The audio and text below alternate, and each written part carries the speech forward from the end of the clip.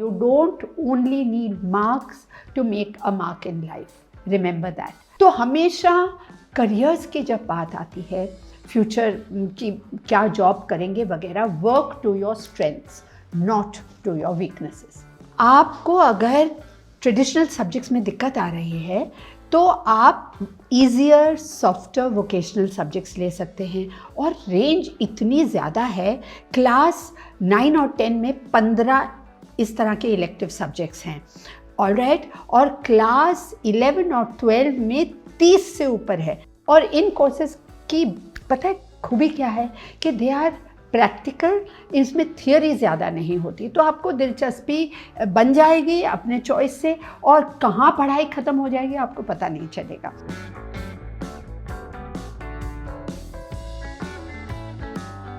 जागरण जोश के व्यूअर्स को बहुत बहुत बड़ा प्रणाम। बुलंदी हासिल करने के लिए बहुत सारे तरीके हैं। पढ़ाई लिखाई एक तरीका है, बहुत सारे ऐसे करियर्स हैं जिसमें पढ़ाई की बहुत अहमियत होती है। शायद आपको पीएचडी करना पड़े, शायद पोस्ट डॉक भी करना पड़े, है ना, जो रिसर्च रिलेटेड करियर्स हैं। लेकिन कई ऐसे करियर्स हैं जिनमें पढ़ाई लिखाई की इतनी ज़्यादा अहमियत नहीं है। अहमियत आज की नॉलेज ईरा और नॉलेज इकोनॉमी में हर चीज़ में एक certain amount of learning is a must. वो फिर आप किताब से लर्न करें, कंप्यूटर से लर्न करें, ऑनलाइन लर्न करें, ऑन द जॉब लर्न करें, लेकिन लर्निंग इज़ अ मस्ट। और जितनी गहराई में आप जाएंगे, क्योंकि नॉलेज ईरा और नॉलेज इकोनॉमी में जो ह्यूमन नॉलेज होता है उसके बेसिस पर आपका सक्सेस या फेलियर डिपेंड करता है। तो आप एक नॉन एकेडमिक करियर क्यों ना परस्यू करें, एक गार्डनिंग का करियर, ब्यूटी केयर का करियर, शेफ़ का करियर, जिसमें पढ़ाई लिखाई इतनी लंबी चौड़ी आपको एमए एंड पीएचडी वगैरह करने की ज़रूरत नहीं है, लेकिन उसमें भी आपका knowledge of that field is very very important. तो ऐसा कोई फील्ड नहीं है जहां आपको नॉलेज की ज़रूरत नहीं होगी, लेकिन हाँ, किताबी नॉलेज शायद नहीं चाहिए। और आज का जो हमारा सब्जेक्ट है, टॉपिक है, मंजिलें और भी है, और मुझे ये टॉपिक बहुत ही अच्छा लगता है, क्योंकि आम तौर जो मेरे करियर काउंसलिंग सेमिनार्स या कॉलम्स होते हैं अखबारों में, उसमें लोग मुझे प्रोफेशंस के बारे में पूछते हैं, इंजीनियरिंग, मेडिसिन, लॉ, बायोटेक्नोलॉजी वगैरह वगैरह, जिनमें बहुत लंबी पढ़ाई करनी पड़ती है। लेकिन सब स्टूडेंट्स के बस का नहीं है लंबी चौड़ी पढ़ाई करना। कुछ लोगों के बस का नहीं है, कुछ लोगों को पसंद नहीं है। तो क्या अगर आप रट्टा नहीं मार सकते, आप हाई स्कोर नहीं कर सकते एग्ज़ाम्स वगैरह में, तो क्या आपका करियर एकदम निल है? बिल्कुल नहीं। और आप किसी को भी ये कहने की इजाज़त नहीं देंगे कि क्योंकि आपके मार्क्स कम आते हैं उसलिए आपकी ज़िंदगी is a zero. Not at all. You don't only need marks to make a mark in life. Remember that. You need many other things. और ये सारी चीज़ें आज के एपिसोड में हम आराम से और विस्तार से डिस्कस करेंगे। अब रही पढ़ाई लिखाई की बात, तो लेट्स स्टार्ट। हम स्टार्ट करते हैं स्कूल लेवल से। क्या होता है कि बहुत सारे जो बच्चे होते हैं, स्टूडेंट्स होते हैं, उनको 10वीं तक तो वो जैसे वैसे खींच लेते हैं पढ़ाई, लेकिन 10वीं के बाद उनको बहुत दिक्कत आती है। क्यों दिक्कत आती है? क्योंकि जो क्लास 7 से लेके क्लास 8 का जो सिलेबस होता है उसमें एक लेवल ऑफ डिफ़िकल्टी होती है, फिर 8 से 9 थोड़ी और, 9 से 10 थोड़ा और, है ना। लेकिन 10 से 11 और 12 is a quantum jump in the level of difficulty. और क्वांटम जंप आता है तो इसका मतलब क्या होता है कि अगर आपके क्लास 10 में से 85% मार्क्स आए, तो ज़रूरी नहीं कि आपके क्लास 11 में भी 85% या 90 आएंगे। शायद वो 85 के 65 भी हो सकते हैं। क्यों? अगर आप उतनी ही मेहनत करते हैं, उतनी मेहनत जितनी आपने क्लास 10 में की। तो बहुत सारे स्टूडेंट्स जो पढ़ते हैं वो कर लेते हैं, लेकिन कुछ कुछ बच्चों को ये बहुत दिक्कत आती है, क्योंकि वो फर्स्ट जनरेशन लर्नर्स होते हैं, उनके फैमिलीज़ में उनके पेरेंट्स एजुकेटेड नहीं होते, तो उनको वो सुविधाएं नहीं मिलती, वो एक्स्ट्रा कोचिंग वगैरह जो ज़रूरत होती है वो नहीं मिलता, अच्छी स्कूल्स में नहीं जा पाते, या फैमिली की कंडीशन ऐसी है कि आपको घर में भी हाथ बटोरना पड़ता है। अब ऐसी परिस्थिति में आपको क्या करना चाहिए? क्या आपको अपनी स्कूल की पढ़ाई छोड़ देनी चाहिए? नहीं, बिल्कुल नहीं।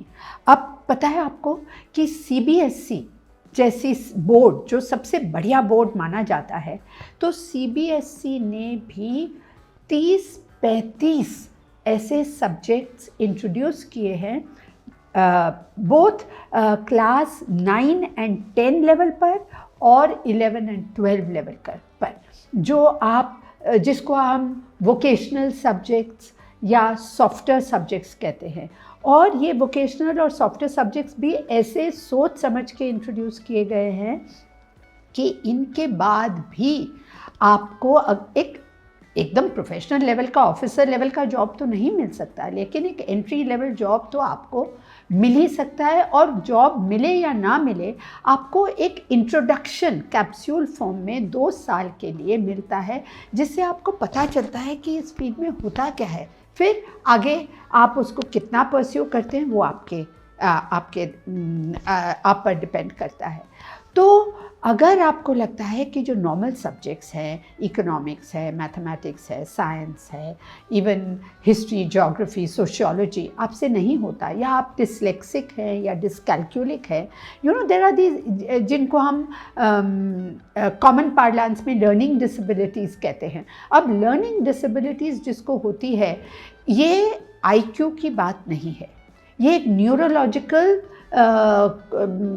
कंडीशन है, जिसमें कुछ बच्चे पढ़ाई लिखाई में बहुत अच्छे नहीं होते, उनको रीडिंग में दिक्कत आती है, या मैथमेटिक्स नंबर्स में दिक्कत आती है, मिरर इमेजेस B और D के अंदर वो कंफ्यूज हो जाते हैं। लेकिन this has nothing to do with your intelligence. उनकी इंटेलिजेंस बल्कि बहुत हाई लेवल की हो सकती है हमारे कंट्री में, और कंट्री में क्या, दुनिया में there have been presidents of countries and developed countries who have been dyslexic. So आपको कोई भी अपने शॉर्ट कमिंग से हार नहीं माननी है, उसको अपना स्ट्रेंथ बनाकर, उसको एक रियलाइजेशन मानकर you have to work around it, दूसरी एक बात होती है, बहुत लोग कहते हैं कि आप अपने स्ट्रेंथ्स और वीकनेसेस का, जिसको हम स्वॉट एनालिसिस कहते हैं, तो स्वॉट एनालिसिस करो, और जो आपकी वीकनेसेस आपने आइडेंटिफाई की, कमज़ोरियाँ, उसके ऊपर आप काम करो, उसको पॉलिश करो जब तक वो आपकी वीकनेस आपका स्ट्रेंथ बन जाए। लेकिन मुझे ये बात सही नहीं लगती। सही इसलिए नहीं लगती कि जो आपकी वीकनेस है ना, वो आप जानते हैं क्या है, और उसके ऊपर आप कितनी भी मेहनत करेंगे, कितना भी उसके ऊपर टाइम और समय और एफर्ट, परिश्रम डालेंगे, आप you will be able to raise it to just 1 level, थोड़ा सा ऊपर। लेकिन ऑन द कॉन्ट्ररी, अगर आप अपनी स्ट्रेंथ को लेके चलते हैं और उसको संवारते हैं, तो आप कहाँ के कहाँ छलांग मार कर निकल जाएंगे, है ना। तो हमेशा करियर्स की जब बात आती है, फ्यूचर की क्या जॉब करेंगे वगैरह, work to your strengths, not to your weaknesses. So that is the first point to keep in mind. दूसरी बात, जस्ट बिकॉज सब लोग आपने सुना होगा कि आपके इंटरेस्ट हैं, आपके इंटरेस्ट क्या हैं, वो इंटरेस्ट को लेकर आप अपना करियर प्लानिंग करें, है ना। इंटरेस्ट, अगर मुझे खाने पीने में इंटरेस्ट है, that is not enough for me to pursue a career in hotel management, क्योंकि गए वो दिन जब जॉब्स 9 to 5 थे, अब jobs are 9 to 9 and beyond. इसका मतलब कि आने का वक्त होता है, जाने का वक्त नहीं होता। 12-12 घंटे, 14-14 घंटे आपको लगातार day after day, week after week, month after month, year after year आपको काम करना है। तो ये आपको सोचने की ज़रूरत है कि ऐसा क्या काम है जो मैं लगातार डे आफ्टर डे कर सकता हूँ, 12 घंटे, 14 घंटे, 16 घंटे बिना थके, हाँ, नहीं तो क्या होगा, आप इसकी बात सुन के, उनकी बात सुन के, किसी को टीवी पे देखकर या आपके बुज़ुर्गों की बात सुनकर आप करियर परस्यू करेंगे और 2 महीना करेंगे क्योंकि आपने सुना है कि उसमें बहुत पैसे हैं, उसमें नेम फेम वगैरह है, लेकिन 2 महीने बाद आपका दिल नहीं करेगा बिस्तर से उठने का। कैन यू इमेजिन, 2 महीने बाद अगर आपका मन नहीं करता बिस्तर से उठने का, तो आप 2 डेकेड्स यानी 20 साल कैसे वो करियर को परस्यू करेंगे? और परस्यू तो करेंगे, परस्यू करने की तो दूर की बात, सक्सीड कैसे करेंगे? हर जॉब के पीछे, एक जॉब के पीछे 1000 लोगों की कतार लगी होती है। तो आपको you have to be better than everybody else. And how will you be better than everybody else if you don't put in that extra effort, that extra passion, that extra जोश? और हार्ड वर्क तो हर field में है, ऐसा कोई field नहीं है जिसमें हार्ड वर्क नहीं है, शॉर्टकट्स है ही नहीं, ऑलराइट। लेकिन हार्ड वर्क, आपको हार्ड वर्क लगेगा नहीं अगर वो उसमें आपकी जेन्युइन इंटरेस्ट, जेन्युइन पैशन और जेन्युइन दिलचस्पी है। तो ये बहुत ध्यान में रखना है कि लंबे स्ट्रेच तक आप किस चीज़ में अपना इंटरेस्ट सस्टेन कर सकते हैं। तो जैसे मैंने पहले बताया, आपको अगर ट्रेडिशनल सब्जेक्ट्स में दिक्कत आ रही है तो आप ईजियर, सॉफ्टर वोकेशनल सब्जेक्ट्स ले सकते हैं, और रेंज इतनी ज़्यादा है, क्लास 9 और 10 में 15 इस तरह के इलेक्टिव सब्जेक्ट्स हैं, ऑलराइट, और क्लास 11 और 12 में 30 से ऊपर है। मैं जल्द से आपको पढ़ के एक लिस्ट बता देती हूँ, फिर आप अपने स्कूल से पता कीजिएगा कि इनमें से क्या क्या उपलब्ध है आपके लिए, ऑलराइट। तो एक तो है IT, web application, retail, financial market यानी स्टॉक मार्केट मैनेजमेंट का कोर्स, टूरिज़्म, आप टूर गाइड बन सकते हैं। उसके बाद ब्यूटी एंड वेलनेस, ये एक बहुत बड़ा फील्ड है अब। एग्रीकल्चरल एक्सटेंशन ऑफिसर वगैरह के लिए ये काम आएगा। फूड प्रोडक्शन, तरह तरह से कैसे फूड्स को प्रिजर्व करना, जैम्स, जेलीज़, शरबत, बेकिंग वगैरह कैसे बनाना, ये। फिर फ्रंट ऑफिस ऑपरेशंस, जो कोई भी क्लाइंट फेसिंग जॉब के लिए बहुत यूज़फुल होता है। फिर वो होटल इंडस्ट्री का फ्रंट डेस्क क्यों ना हो, या रिटेल डिपार्टमेंटल स्टोर क्यों ना हो। फिर इसके अलावा बैंकिंग सेल्स, बैंकिंग रिलेटेड बहुत प्रोडक्ट्स होते हैं, तो उनको क्रेडिट कार्ड बेचना, म्यूचुअल फंड्स बेचना वगैरह वगैरह, बैंक लोन्स ऑफ़र करना, तो इसके बारे में कि कैसे ये चलता है। You can do this, very interesting. और इन कोर्सेज की पता है खूबी क्या है कि दे आर प्रैक्टिकल, इसमें थियोरी ज़्यादा नहीं होती, तो आपको दिलचस्पी बन जाएगी अपने चॉइस से, और कहाँ पढ़ाई ख़त्म हो जाएगी आपको पता नहीं चलेगा। इसके अलावा हेल्थ केयर है, फिर प्योर मार्केटिंग है, इंश्योरेंस सेल्स है, हॉर्टिकल्चर है यानी प्लांट्स कैसे उगाना, तरह तरह के फ्लोरिकल्चर वगैरह। फिर जियोग्राफिकल इंफॉर्मेशन सिस्टम, जिसको जियो स्पेशल टेक्नोलॉजी कहते हैं, जैसे गूगल मैप्स वगैरह कैसे डिसाइड करते हैं कि आप ट्रैफिक कहाँ बढ़ रहा है, कहाँ ब्लॉकेज हो रहा है, रास्ता यहाँ से लेके कैसे आपको डाइवर्जन करना है, ये सारा जियो स्पेशल टेक्नोलॉजी में आता है। तो इसका भी कोर्स है, बहुत ही इंटरेस्टिंग।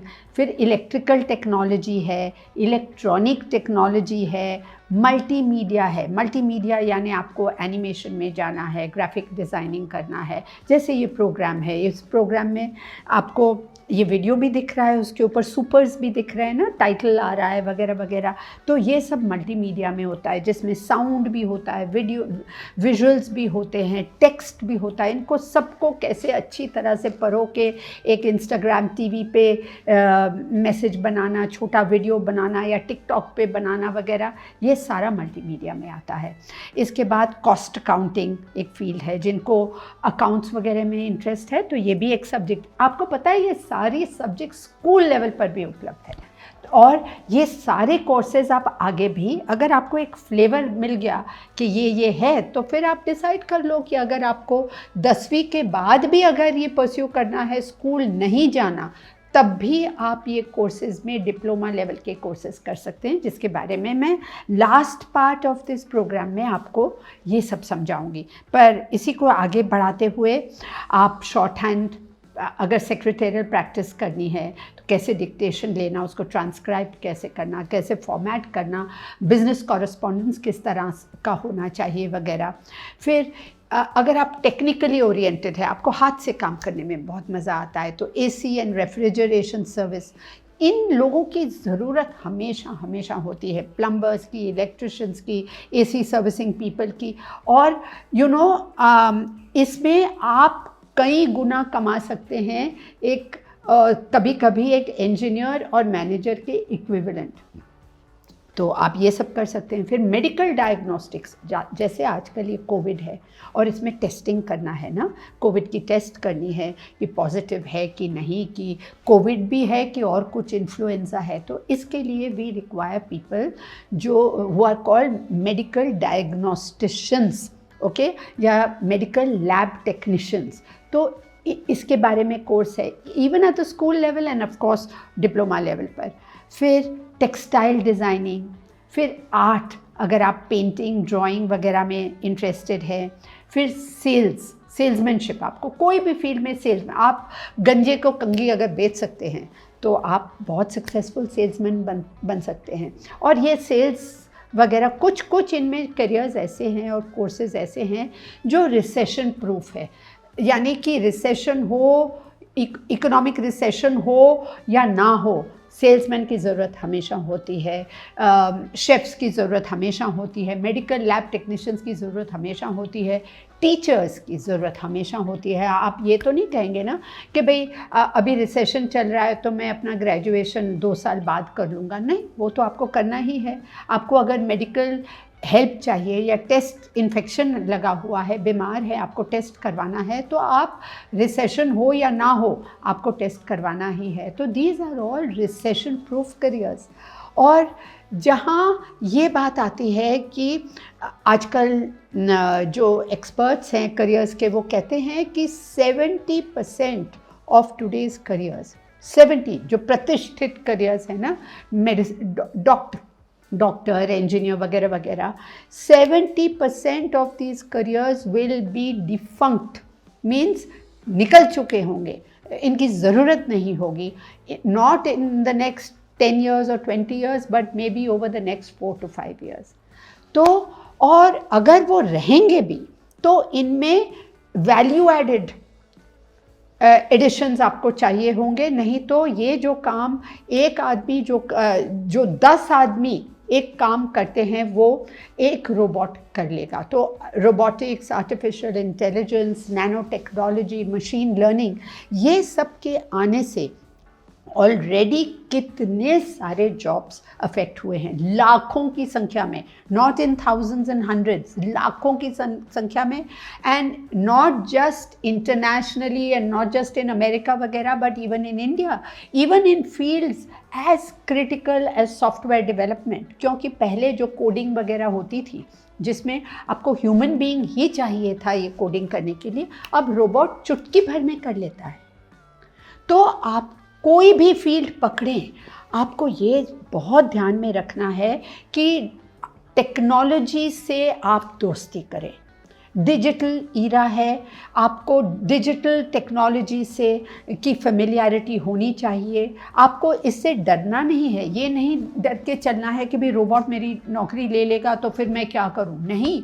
आप इस डिजिटल टेक्नोलॉजी को मास्टर कर लें और अपने काम में उसको इनकॉर्पोरेट करें, क्योंकि उससे आपका काम में बहुत सहूलियत आ जाएगी। आप वही टास्क जो मैं पहले एडवर्टाइजिंग में हुआ करती थी, हम एक आर्टवर्क बनाने के लिए जो हमें 5 घंटे लगते थे, टाइपोग्राफी अलग से करनी, फिर उसको ड्राई पेस्टिंग करना, फिर उस पर फ़ोटो चिपकाना, फिर अगर एक वर्ड को चेंज करना है तो ब्लेड से काटना, फिर उसको चिपकाना। आज कंप्यूटर के ऊपर ये आप मिनटों में कर सकते हैं।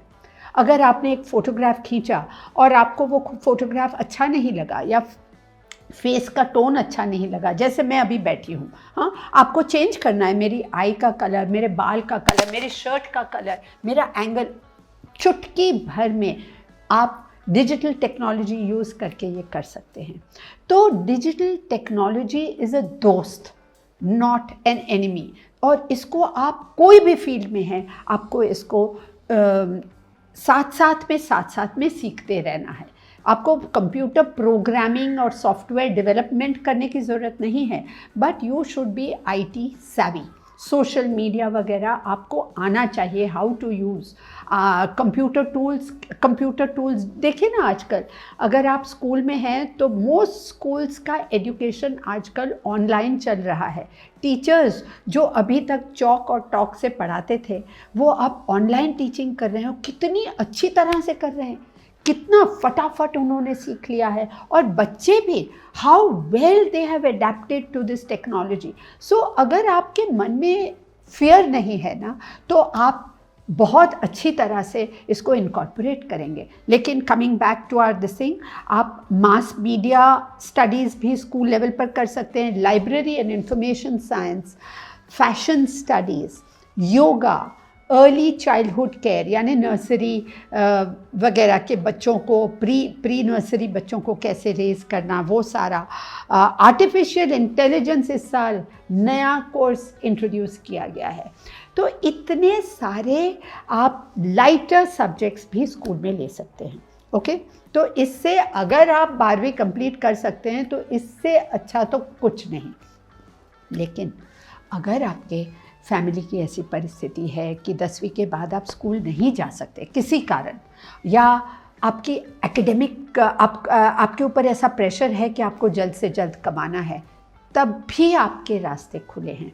क्या रास्ते खुले हैं? आप ऐसे करें कि 10वीं कंप्लीट कर लें, जैसे वैसे करके जितना भी अच्छी तरह कर सकते हैं। उसके बाद आप अपनी पढ़ाई नेशनल ओपन स्कूल से करें।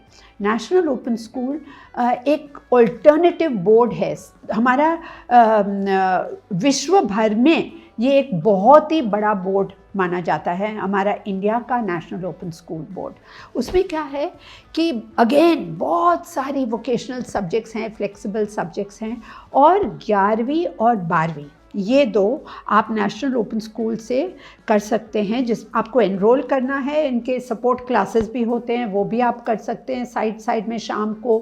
दिन में आप नौकरी कर सकते हैं, या अगर आपके फैमिली का फार्मिंग बिजनेस है या कुछ भी बिजनेस है, आपके फादर पकौड़े बेचते हैं, कुछ भी काम करते हैं, तो आप उनको मदद कर सकते हैं, आप कमाई अर्न कर सकते हैं, और साथ में अपनी पढ़ाई धीरे धीरे कर सकते हैं। और एक ही एग्ज़ाम देना होता है आपको क्लास 12 के बाद।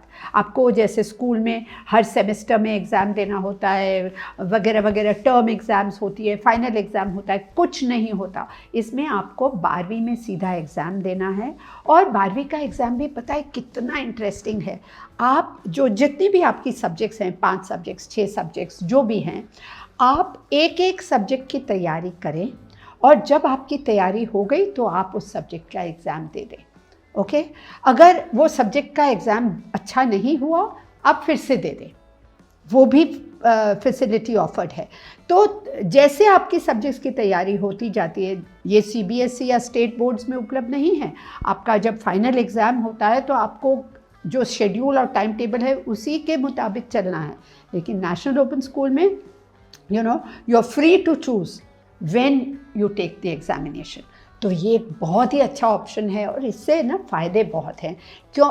और एक फ़ायदा क्या कि अगर आपकी परिस्थिति नहीं थी रेगुलर स्कूल परस्यू करने की, तब भी आपने 12वीं कर ली। अब ये 12वीं अगर आपने नेशनल ओपन स्कूल से की, तो इसके बाद ज़रूरी नहीं कि आप ढीले ढाले करियर्स में ही जा पाएंगे। अगर आपको मेडिसिन करना है या इंजीनियरिंग करना है, तो नेशनल ओपन स्कूल से passed out student is fully eligible to pursue any course at the bachelor's level in any university in the country. तो ये एक बहुत बड़ा ऑप्शन है। लेकिन अगर ये भी नहीं हो, और ये ना ज़रूरी नहीं कि आप 2 साल में ही कंप्लीट करें। अगर आपको लगता है कि भाई मुझे इस साल में एग्ज़ाम नहीं दे पा रही या दे पा रहा है, तो आप 2 साल और लगा दें, 1 साल और लगा दें।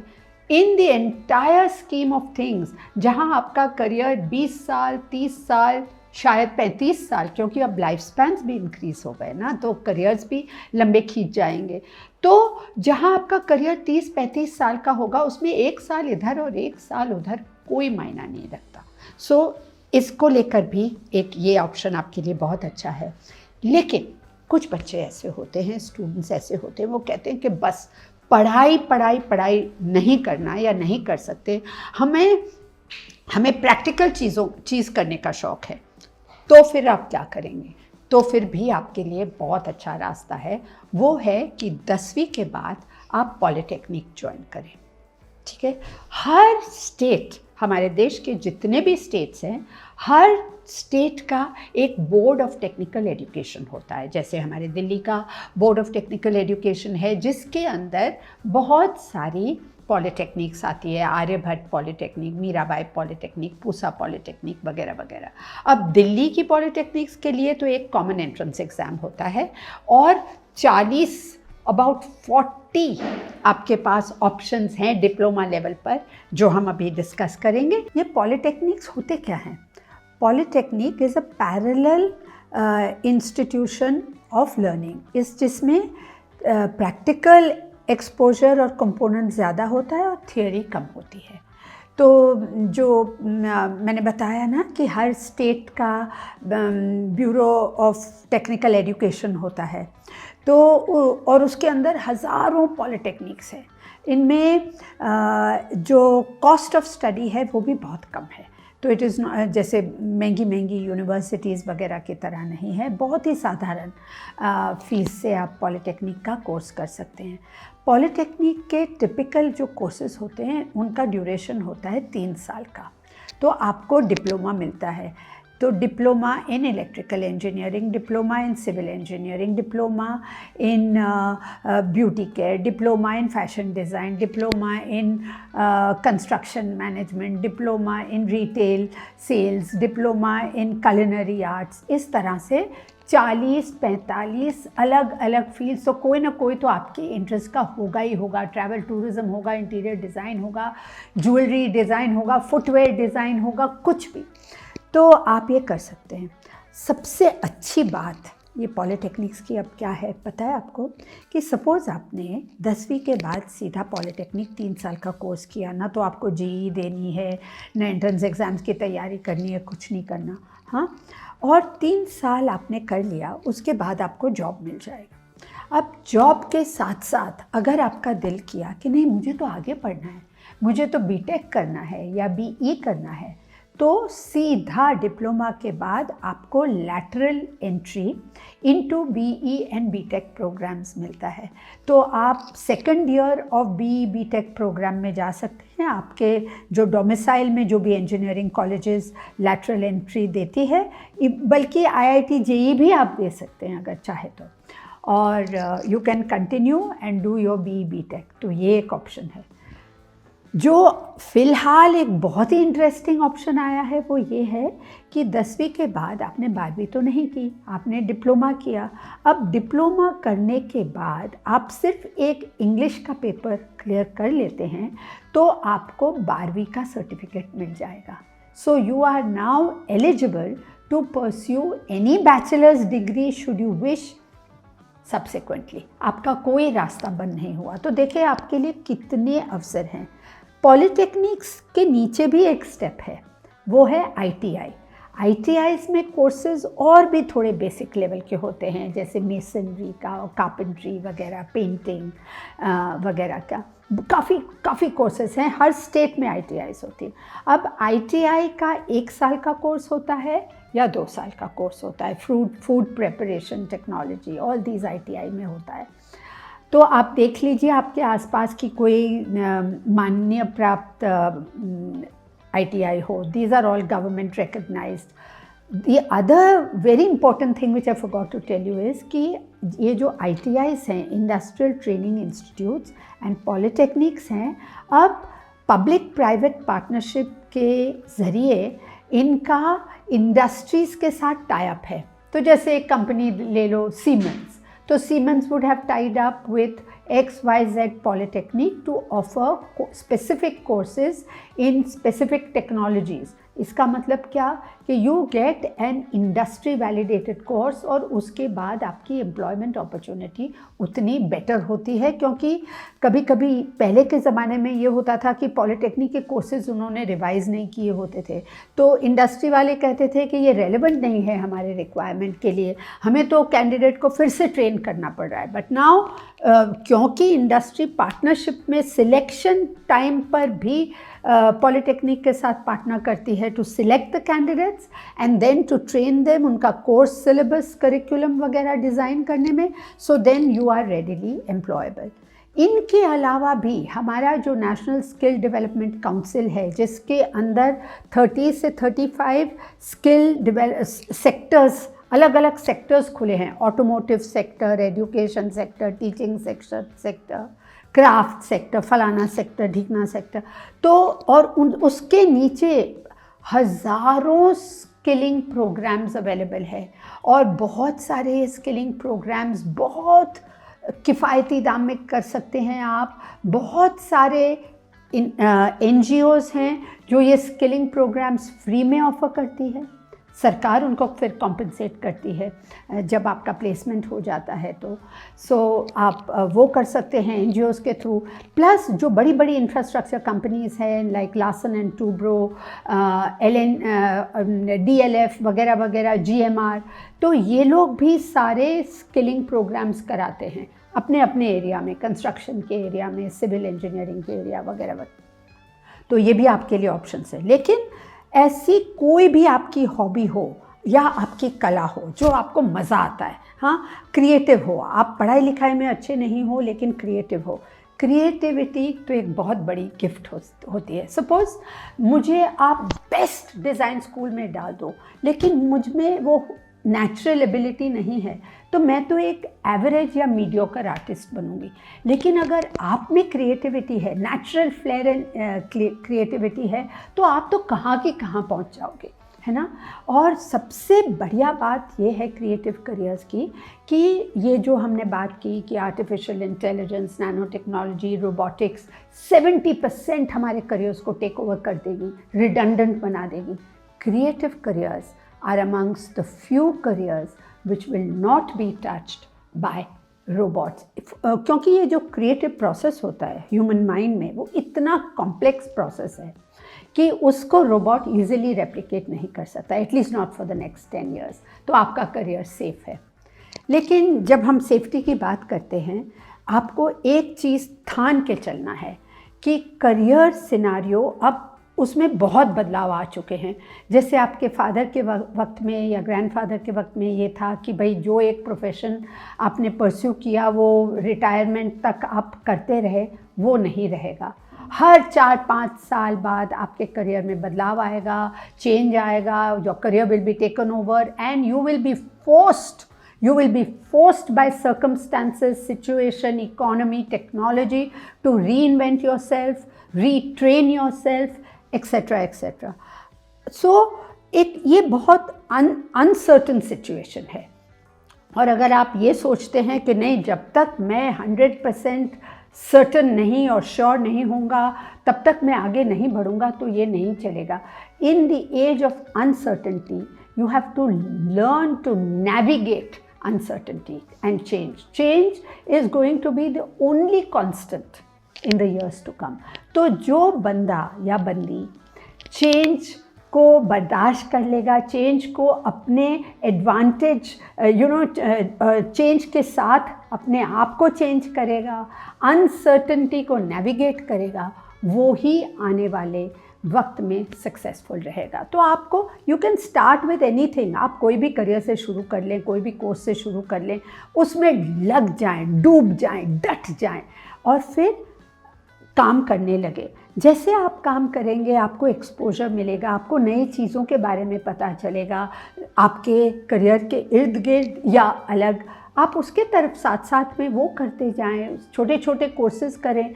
आपका एजुकेशन स्कूल ख़त्म होने से या कॉलेज ख़त्म होने से या इवन PhD ख़त्म होने से आपका एजुकेशन नहीं स्टॉप करेगा। You have to be in the years to come in order to succeed, you have to be a life long self learner. School में तो एक करिकुलम और सिलेबस होता है ना, क्लास 7 में ये पढ़ना है, क्लास 8 में थोड़ा आगे, क्लास 9 में थोड़ा आगे। ज़िंदगी में कोई सिलेबस और करिकुलम नहीं होगा। यू हैव टू, तो अपने आप how to read around the book, how use, देखिए आप सबके पास मोबाइल फ़ोन्स है। What a powerful tool a mobile phone is. हम तो उसको सिर्फ सोशल मीडिया और टिकटॉक और इंस्टाग्राम के लिए यूज़ करते हैं, लेकिन उसको अगर एज अ नॉलेज टूल सीखने के लिए, इंफॉर्मेशन गैदर करने के लिए, नॉलेज बढ़ाने के लिए, my God it's a phenomenal tool जो हमारे वक्त में तो बिल्कुल हमारे पास नहीं था। हमारे वक्त में तो सिर्फ जो हमारे माँ बाप कहते थे या हमारे टीचर्स कहते थे, हमें वही फॉलो करना पड़ता था। एंड ट्रायल एंड एरर से हम पहुँचे जहाँ भी पहुँचे या नहीं पहुँचे। लेकिन आप लोग के हाथ में, you have information at the tip of your fingers, please use it. अभी आजकल लॉकडाउन है, हाँ, तो इंस्टेड ऑफ क्रिबिंग कि हम घर में लॉक्ड हैं, क्या करें, कब बाहर निकलें, my God what a phenomenal opportunity this is. पता है, मैं आज 1-1.5 महीना हो गया ना, मुझे एक दिन एक पल बोरियत नहीं हुई है। कितनी नई चीज़ें मैंने सीखी, सोशल मीडिया सीखा, डिजिटल मार्केटिंग सीखा, कुकिंग सीखा, गार्डनिंग सीखा। मैं हाइड्रोपोनिक गार्डनिंग यानी कि पानी में कैसे पौधे उगाने मिट्टी और खाद के बिना, वो सीखा। गार्डन के अंदर एक बहुत सारे वीड्स जिसको हम उखाड़ के फेंक देते हैं, मैंने उनके बारे में पढ़ा और लर्न किया कि इसमें कितना न्यूट्रिशन होता है और कैसे हम उसको यूज़ कर सकते हैं। तो मैंने कितना एक्सपेरिमेंट कर के नई चीज़ें बनाई वो वीड्स में से, जिसको हम फेंक देते थे इतने साल। तो और कितनी रीजनल लैंग्वेजेस की फिल्म्स देखी, नॉवेल्स पढ़ी मैंने, मलयालम की नॉवेल्स ट्रांसलेशन इनटू इंग्लिश में पढ़ी, पोएट्री पढ़ी, you know. So there is no end to learning. और एक ज़िंदगी है, मेक इट काउंट, रियली बार बार ये ज़िंदगी नहीं मिलती। तो प्लीज़ अपने इंटरेस्ट आइडेंटिफाई करो, don't go by what other people say is hot, this field is hot, that field is hot. It may be hot for that person और it may be hot for now, but by the time you enter the world of work it may be ice cold. So आपको तो अपने अंदर देखना है कि मेरे में क्या हुनर है और क्या ऐसा इंटरेस्ट है जिसको लेकर मैं डूब सकती हूँ। क्योंकि कोई भी फील्ड में उत्तीर्णता प्राप्त करने के लिए they say that you need to put in at least 10,000 hours of practice, तब वो आपके लिए सरल और लेफ्ट हैंड जॉब बन जाता है। You know, that is the kind of effort that goes into what you called overnight success, जो हमें लगती है overnight success, पर उसके पीछे एक ऋतिक रोशन एक डांस मूव करता है, उसके लिए वो क्या किस लेवल की प्रैक्टिस करता है आपने कभी देखा है? यू नो, सो ये तो एक डांस मूव हुआ, फिर वो पब्लिक स्पीकिंग क्यों ना हो, कुछ भी क्यों ना हो, क्योंकि आने वाले दिनों में जॉब आपका कुछ भी हो सकता है, domain specific, it can be electronics, technology, retail, fashion, creativity, जो मर्ज़ी, लेकिन वो उसके लिए आपको डोमेन स्पेसिफिक स्किल्स चाहिए। लेकिन डोमेन स्पेसिफिक स्किल्स के साथ साथ बहुत ज़रूरी है transferable skills.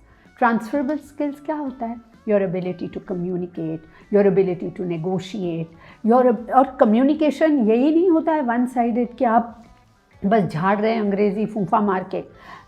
Communication skills means आप सामने वाला क्या बोल रहा है वो सुन रहे हैं, वो क्या नहीं बोल रहा है उसको भी आप सुन रहे हैं, यू नो।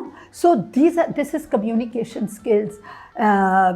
टीम वर्क, आने वाले दिनों में आप सोलो वर्क नहीं करेंगे, गिग इकोनॉमी है तो आप फ्रीलांस जॉब्स वगैरह करेंगे, but within a team setup.